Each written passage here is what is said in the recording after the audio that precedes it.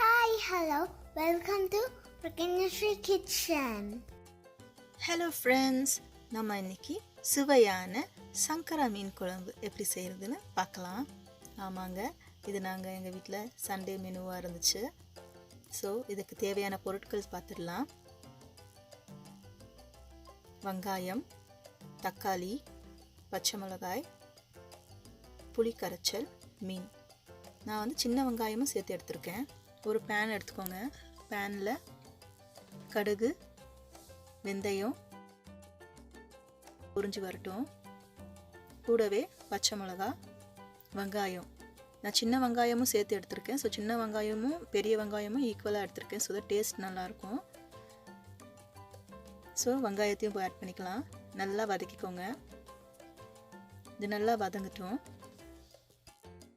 நீங்கள் first time பார்க்குறீங்கன்னா like பண்ணுங்கள், ஷேர் பண்ணுங்கள், சப்ஸ்கிரைப் பண்ணுங்கள், பெல் ஐக்கானை மறந்துடாமல் கிளிக் பண்ணுங்கள்.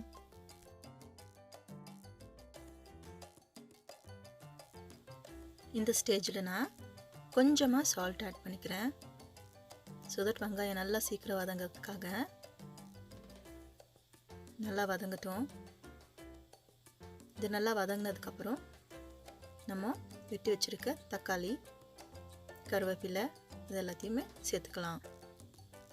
ஸோ தக்காளி சேர்த்ததுக்கப்புறம் அது நல்லா வதங்கணும்.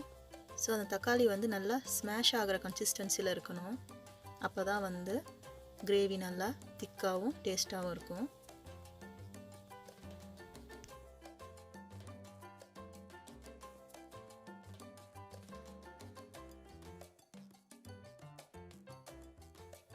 தக்காளி நல்லா ஸ்மாஷ் ஆகிற கன்சிஸ்டன்சிக்கு வதங்கிடுச்சு.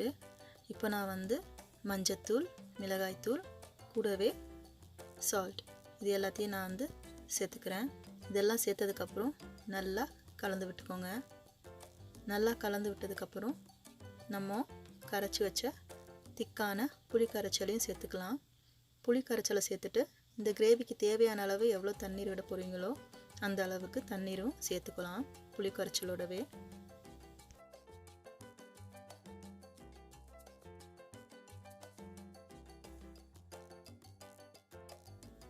நல்லா கலந்து விட்டுக்கோங்க. இது வந்து ஒரு கொதி வர வரைக்கும் நம்ம மூடி போட்டு மூடி வச்சிடலாம்.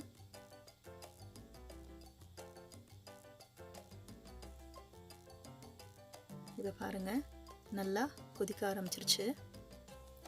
பச்சை வாசனையும் போயிடுச்சு. இப்போ நம்ம க்ளீன் பண்ணி வச்சிருக்க இந்த சங்கரா மீனை ஒவ்வொன்றா போட்டுக்கலாம். நல்லா போட்டுட்டு கலந்து விடாதீங்க. லைட்டாக ஓரத்தில் சும்மா மிக்ஸ் பண்ணி விடுங்க.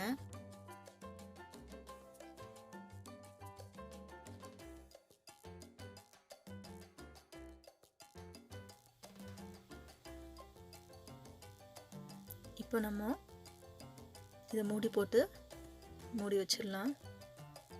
ஒரு 8 நிமிஷம் நல்லா கொதிக்கட்டும். இங்கே பாருங்கள், குழம்பு நல்லா ரெடி ஆகிடுச்சின்றது வந்து சைடில் வந்து எண்ணெய் நல்லா பிரிஞ்சு வந்திருக்கு பாருங்கள். ஸோ இந்த ஸ்டேஜில் பார்த்தீங்கன்னா குழம்பு நல்லா ரெடி ஆகிடுச்சு. அங்கே பாருங்கள், நல்லா மீன் வந்து வெந்திருக்கு. நம்மளோட சுவையான மீன் குழம்பு தயார். சுட சுட சாதத்தில் இந்த மீன் குழம்பு போட்டு சாப்பிட்டா ஐயோ என்ன டேஸ்ட் தெரியுமா? Meet you soon with a new recipe. Bye bye from Praganya Sree Kitchen.